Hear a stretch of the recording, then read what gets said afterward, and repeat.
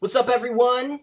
Eddie Mercado here with BloodyElbow.com, and I'm about to speak with the undefeated UFC lightweight Josh Emmett as he is set for a home game in Sacramento against Scott Hot Sauce Holtzman at UFC on Fox 22 on December 17th.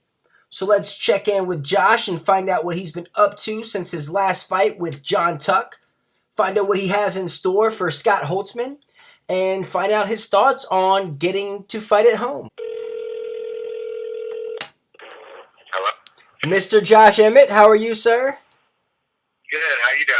I'm doing well. This is Eddie Mercado with Bloody Elbow. Thank you for taking out the time. Yeah, you bet, man. So you are set to face Scott Holtzman in a home game, UFC on Fox 22 in Sacramento, December 17th. What are your thoughts? For one, I'm super stoked to be able to fight in my hometown of Sacramento, and it's honestly been a dream of mine. You know, I've been a fan of the UFC for so long, and I actually have a picture when I think it was St. Pierre fought Matt Hughes, and they fought at Arco Arena in like 2006, 2007. I was at that fight, and I was like, you know, I got a picture in front of the cage, and I was like, one day, you know, and come 10 years later, I'm actually going to be, it's actually a reality. And which makes it even better is I'm going to be fighting at the brand new Golden One Center right in downtown Sacramento. So it's like state-of-the-art facility. Oh, wow. It's like the gold standard for NBA arenas now. It's like the best arena in the country right now. So it's that's even better. I've been to the arena. I went to my wife and I went to this. It was like a Royal Gala thing there. That Oh, wow. We got invited probably because I got the UFC card, and then we went to some Kings games, and the thing is legit. I've never seen an arena like it. So super stoked, and I can't wait for Saturday. Awesome. Well, you're a Team Alpha Male guy and undefeated right now in your professional career. And from what I understand, you have a bachelor's in liberal arts with a concentration in psychology? Yeah, that's exactly right.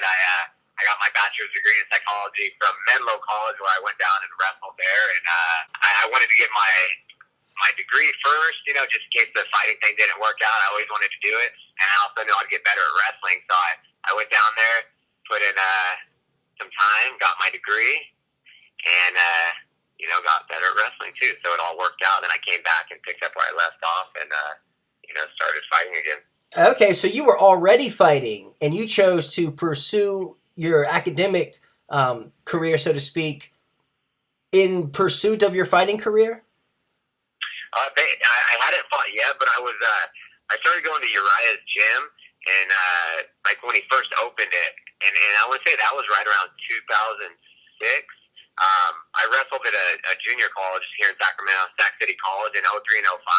And then after I was done with that, you know, I had some offers to go wrestle, but I didn't really want to go too far. I wanted to stay kind of close to home. And so I was training at his gym for a while, and then he saw potential in me, and he was asking if I was interested in fighting. And I said, yeah, that's why I'm here. I would like to fight eventually. But then, you know, the coaches at Menlo kept contacting me, so I decided, you know, I should get my degree first, just in case, you know, if it didn't work out because I wasn't too sure about it. So I went down to Menlo College. It's in the Bay Area. It's like Atherton, California, right by Stanford. So I went down there from 07 to 2010, and then I came right back in 2010, trained for, you know, like 8 months, and then, you know, had my first amateur fight. Okay. Now, you said you were married. What does your wife think of you, you know, pursuing the dream of being the cage fighter? It's been kind of a little rough road, but as far as just financially, you know, but she's one of my biggest supporters, and you know, she's watched me wrestle through college and all that type of stuff, and you know, I told her I wanted to do this, and she said, you know, go for it. And so we've kind of like back and forth helped each other out, you know, like while I was going to school in wrestling, getting my degree, she was working full time, so she could help pay for some of the bills. And then I got out, and she still has that job, so she's been, you know, kind of supporting us. But we also own a CrossFit gym gym, so that helps as well. But yeah, it's been tough. But a lot of things, I said this in some other interviews before, but I was so close to getting in the UFC so many times, and with my age, I was getting older, and we want to start a family. I want to be able to buy a house and do that type of stuff. And at the beginning of 2016, I didn't get in yet, so I was like, by the end of this year, if I'm not in the UFC, we just talked about it, I said, I'm going to be done fighting, and then I'll, go get a real job, to say, and, so we can start doing that. And then everything just, worked out perfect, and I believe everything happens for a reason, and I've had a tough path to get to where I'm at, but, it's all worked out perfect for me as I, reflect and look back at it. Okay, now, of course, you got the call up to fight John Tuck on short notice. Turned out to be a pretty impressive performance. You really showed off your explosiveness, you displayed the power in your hands, and you displayed your toughness as you damn near got your finger wheel kicked off in the third round. What was your thoughts on getting the call up and your performance in your short notice debut? As far as the call up, that's been my, one of my goals to get to the UFC, and then once I'm there, I got to set new goals, and my ultimate goal is to be a world champion. But so I was super excited. Couldn't have come at a better time, and it was awesome too because I'd never been out of the country before. But luckily, I had my passport because when my wife and I got married, we got our passports because we wanted to go to Europe for a honeymoon, but we ended up just going to Hawaii. So luckily I had that because it was on a 4-day notice. So I got the call from Joe Silva. He asked if I wanted to fight in the Netherlands. And I was like, of course. And then I asked him when it was, and he's like, it's this Saturday. I was like, oh, wow. So I had to hop on a plane the next day, fill out all this paperwork, fly across the world, and then, then I fought. So it was a dream come true. It was an awesome vacation. We got to travel Europe and go to Germany and Amsterdam and stuff like that after the fight. And then as far as my performance, I feel I got to show people that I belong in the UFC. There's a lot of people doubting me because they haven't heard of me. And John Tuck's he's a great fighter. He's a good guy, and everyone's counting me out. And in my mind, and all my teammates and coaches and my friends and family that came with me and watched, they believe in me. So I was going over there just to win. I didn't care. I was like, I'm not flying across the world for nothing. I'm going to win this fight, and I'm going to show everyone that I belong in the UFC. And then, it was awesome. I just had to, tough out that last third round just because my finger. But in the end, I wasn't going to let, even though it was one of the worst hand injuries in UFC history, but even though that happened, I wasn't going to let a finger get in the way of me winning. And so I was kind of hiding the finger from the ref, and I didn't want the doctor to come in, so I was just trying to have the best poker faces as possible. But it hurt like hell. Oh, yeah. But my only thing on the fight, looking at it, I think I could have put him away in the third round, and then, that happened with 2:30 to go, 2 minutes to go, and I just had to move a lot, and so that was my it was my two. It was definitely gruesome for sure, and definitely props to you for toughing it out. A lot of people would have called it quits after that. But the result was a split decision. Do you think it should have been a split decision, or you think you had it unanimous? I think it should have been unanimous. I've watched the fight. I won the first round for sure. I won the second round. I even think I won the third round. If you look at how many punches and kicks I land, and I'm being the aggressor in the third round, he really only put it on me where I had to really move around me through it, 4 kicks the last minute. That doesn't win a round, So I still think I won the third round. But as far as the split decision goes, it should have been unanimous. But he's a big fan favorite, and they were trying to build him up, and he's a great fighter and has a big following. So I'm not sure ever with the judges. Yeah, you never know. That's for sure. But your finger healed up okay and everything? Yeah, it's as good as it's going to be. I still can't make a fist. But I'm used to it. As far as my hands are, I can't make a fist with, just my bare hand. Wow. It's going to be that way. It's the knuckle. It's still probably about the size of my thumb. You know, my ring finger. And I think it's going to stay that way. Well, so after that, you were scheduled to face Jeremy Kennedy at UFC on Fox 21, but you had to pull out from an injury. Was it the finger related or a completely separate injury? Oh, completely separate. It was actually it was Thursday. So if you think about it this week, it would have been yesterday, and I was supposed to fly out to Vancouver on Tuesday. I was just doing a light little grappling session, and it was just a freak accident. The person I was going with had like butterfly guard. They lifted me to kind of sweep me, and I had no post, and I landed straight on my shoulder, and I separated my AC joint, so I tore the ligament in my and so it was pretty bad.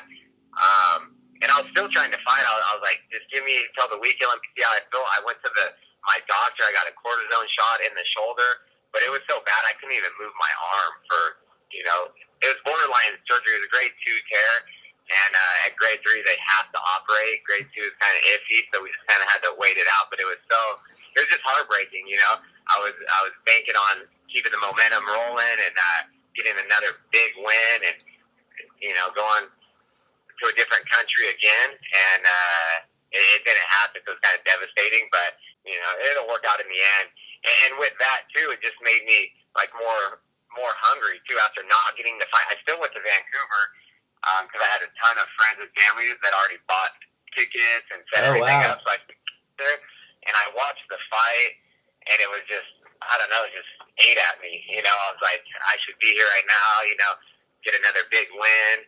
And Jeremy Kennedy, he's a good fighter, well rounded, and it was hard to watch though. But it is what it is, and now I'm here. Maybe I would have got hurt in that fight or something, and I wouldn't be able to fight in Sacramento. So that's why I believe everything happens for a reason. So I'm healthy. I've been training hard, and I'm about to fight my hometown. Yeah, for sure. I mean, that would have been you heading into enemy territory to fight a guy at home, but instead you get to be the hometown guy, and someone has to come into your backyard and take it from you. So, that's definitely awesome. Do you think there's any added pressure fighting at home and dealing with everyone wanting tickets and the whole nine? Yeah, no pressure, because all the majority of my fights have been in Sacramento when I was fighting locally for West Coast Fighting Championship. Basically, all my fights have been in Sacramento except one. I went out to Orville, but I always have such a huge crowd, and I have to do all the work where I'm selling tickets, selling shirts, and I'm even the day of my fight, like hours before I'm fighting, I'm still running outside giving people tickets and shirts because we have to. And I love it because I have the biggest support system, and people will see December 17th how big of a crowd I'm going to have. And no added pressure. It is just a little tough because with the tickets and stuff, I'm getting more like messages like, hey, can you give me some tickets, or can I do this or this? And I'm like, man, I don't get free tickets. We get a few tickets, and I give that to I give it to my mom and my wife. So I'm not a big name yet, so it's like I know some of the bigger guys, they can probably get a handful or 30, 40 tickets, but as far as me, I don't get anything, and I don't think people really understand that or know that. They think I just get all these tickets. Yeah, for sure. Now, what do you think of your opponent, Scott Holtzman? Hot Sauce is his nickname, 9-1, an MMA lab guy. What are your thoughts on him? I think it's going to be, my toughest fight yet, and with each win, fights are going to get tougher. But I'm really excited about it because I think stylistically, we're pretty similar. He has really good Muay Thai and boxing. He moves a lot. Real athletic guy. He's good everywhere. I think he's a brown belt in jiu-jitsu and decent wrestling. But I've watched all his fights and just some of the things he does and tendencies he has. It's real similar to mine. So I just think it's going to be an exciting fight for the fans, and I think we can really steal the show. Okay. But I think it's going to be whoever can land the bigger shots first and capitalize on them. But I see myself coming out victorious, and of course, with the win in my hometown, never lost in Sacramento, let alone ever.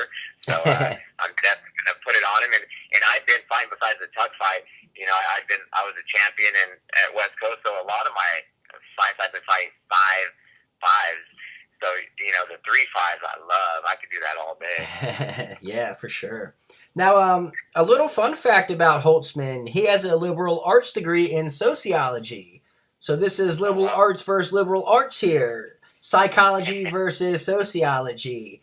Was there ever any animosity between the two back in college? No, not at all. We didn't even have sociology degree. It was just business and psychology. So, yeah, that's funny. And even looking at the stats, it's like a lot of our stuff is, you know, we have the same reach as our legs, our hands. You know, he's just an inch taller than me. But even our percentages, we have the same, like, KO TKO ratio, the same decision, the same sub. I don't know. I think it's kind of crazy because it's going to be like almost like not fighting myself, but it's as close as that gets to fighting myself. I think we're just both real athletic. He played pro hockey. You know, he's played like I think he played baseball in college and done all the sports. And same thing with me. And it's just going to be just a crazy fight. I really think. You know what I mean? Yeah, a lot of the times you'll see guys with very similar styles. It'll go to a split decision just because it's so close that a judge can give either round to either guy. So, you know, with that being said, and your guys' styles very similar, what do you think is going to be the X factor here? What do you think is going to make the difference? Just a few things we've been working on. I see, and they've probably been doing the same thing, you know, just like breaking down his tendencies and like what he does. I'm just going to try to get him to bite on certain things and then capitalize on it.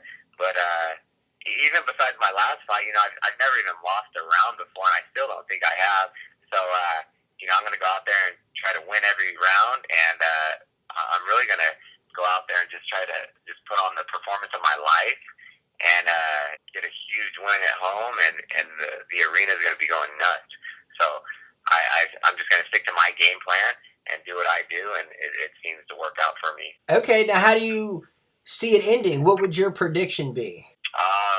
Big KO, you know. I think I could finish it anywhere, really. My submission's really good. Boxing's really good. So I just keep visualizing a big knockout. You know what I mean? But in the second round. Now, like we said, Scott Holtzman has an awesome nickname, Hot Sauce. Are we going to see a nickname for Josh Emmett in the near future? I don't know, man. I'm not sure if one fits, but that's what everyone always asks me. But no nicknames yet. I'm good with just my name. It seems like a lot of people have, you know, the same nickname and stuff like that. Yeah. I don't, or some corny nickname. But if something you know, holds, then maybe we will. But for now, just Josh Emmett. Okay, I dig it. Now, you got any sponsors or people you want to give a shout out to? Yeah, I have Weightless. It's a clinic up in Folsom, California.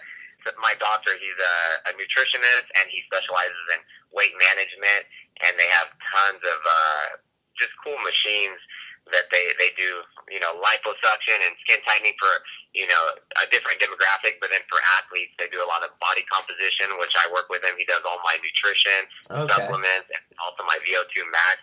He's been a huge supporter, and he's a great guy, you know, friend of mine, and I wouldn't be here without him. And then I have Vibe Health Bar.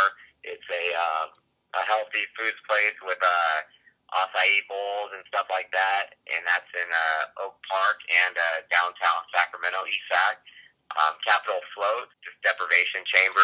That helps me a lot. I do a lot of floating, and then movement CrossFit. That's my CrossFit gym, and I have a strength and conditioning coach that helps me out with a lot of things, and just really, and Elite Spinal and Sports Care. I have another doctor, Dr. Chu. He's been working on me for years and just keeping me healthy, and that's one of the main reasons why, you know, I get injured. I can bounce back so fast from all these injuries because of him. So I really I appreciate everyone, even all my friends, family, and sponsors and supporters. Like, I really wouldn't be here without them, and all my teammates and coaches, especially, Justin Buckles and Joey Rodriguez and Felipe Braggio. They've all been, putting in endless hours with me and getting me prepared. Awesome, awesome. It really does take a village. Although it's only one person in the cage, I mean, it really does take a lot of people behind the scenes helping out to make the dreams come true. Well, Exactly. Josh Emmett, thank you so much for taking out the time. Scott Holtzman is on your plate. UFC on Fox 22, December 17th, your hometown of Sacramento, California. Best of luck to you, sir. Thank you. I appreciate it. So there you have it. The undefeated UFC lightweight Josh Emmett set for a home game in Sacramento, California at UFC on Fox 22, taking on Scott Hot Sauce Holtzman. It's going to be good. Go check it out. In the meantime, you can read me on bloodyelbow.com. Follow me on Twitter at @TheEddieMercado. And go be a good person.